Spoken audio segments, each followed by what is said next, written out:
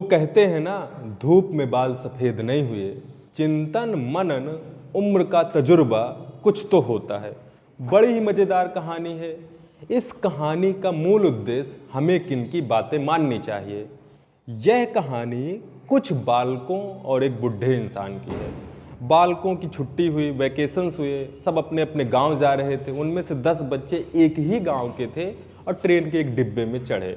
सब अपना दुनिया भर की बातें कर रहे हैं, मौज मस्ती कर रहे हैं। तभी कुछ देर बाद वो बोर होने लगे। अब सोचे अब क्या किया जाए। एक बच्चे ने सुझाव दिया कि आज ट्रेन की चैन खींचते हैं, मज़ा आ जाएगी, ट्रेन रुक जाएगी, बड़ा मज़ा आएगा।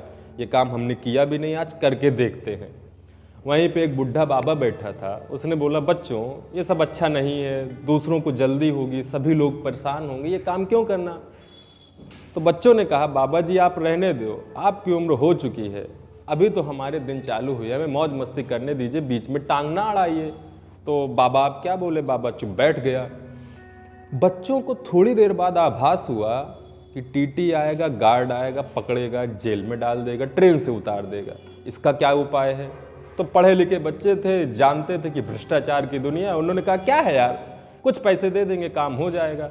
तो सब ने 100 रुपये निकाले, 1000 रुपये इकट्ठा किए, एक बच्चे ने अपनी जेब में डाल लिए।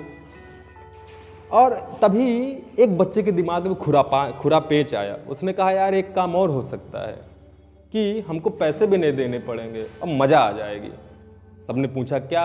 उसने कहा ट्रेन का चैन खींचने का इल्ज़ाम बाबा पे डाल देंगे। बाबा क्या कर सकता है, बाबा को पकड़ के ले जाएंगे। और बाबा की ज़िंदगी कितनी है यार, कुछ दिन बाबा जेल में रहे। अब बाबा रोने लगा, गिड़गिड़ाने लगा, कह रहा यार बच्चों ऐसा ना करो ना, ये सब पहले तो गलत है, फिर मेरा नाम क्यों लगा रहे हो। बच्चों ने कुछ नहीं सोचा, ट्रेन खींच दी और जाकर उनमें से एक बच्चा टीटी और गार्ड को बुला लाया। और बच्चे ने बोला कि इसने ट्रेन खींच दी। टीटी ने पूछा, बाबा तुमने ट्रेन खींची। उसने कहा हाँ, क्यों खींची। बाबा ने कहा हमें खींचनी पड़ी। तो टीटी ने कहा वजह बताइए, नहीं तो ट्रेन से उतर जाइए, जुर्माना भरिए। उसने कहा कि ये सारे बच्चे मुझसे ज़बरदस्ती कर रहे थे और इन बच्चों ने मेरे 1000 रुपये छीन लिए। इस बच्चे ने अपनी जेब के पीछे के पॉकेट में डाले हुए हैं। कह रहा विश्वास न हो तो देख लीजिए। टीटी ने देखे, पैसे पकड़े गए, उन्होंने पैसे उठाए, बाबा को दे दिए, सभी बच्चों को उतार दिया। अब बच्चे उतर गए, बाबा ट्रेन के अंदर बैठा है, उसके पास पैसे है। और ट्रेन जैसे ही चलने लगी तो ट्रेन पे थप थप थप कर रहा है और बोलता है ये बाल ऐसे ही सफ़ेद नहीं हुए हैं। तो फाइनली हमें अपने बड़ों की बात माननी चाहिए। कभी कभी ऐसा होता है कि हम ऐसे सपने देखते, घर वाले बोलते नामुमकिन है। अब वो बोल रहे हैं तो इसकी वजह ये बात एग्जैक्टली कि नामुमकिन है, मतलब जिस तरीके से आप उनको बोल रहे हैं उस हिसाब से नामुमकिन है, पर उसका सही तरीका हो सकता है।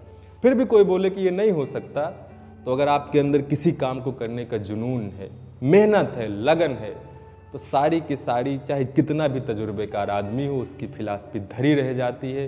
पर एक टाइम तक उनकी बातें जायज़ हैं। अगर हम लगन के साथ लग जाएंगे तो सारी की सारी फिलॉसफी, मेरी, आपकी, घर वालों की, दुनिया भर की फिलॉसफी धरी की धरी रह जाती है।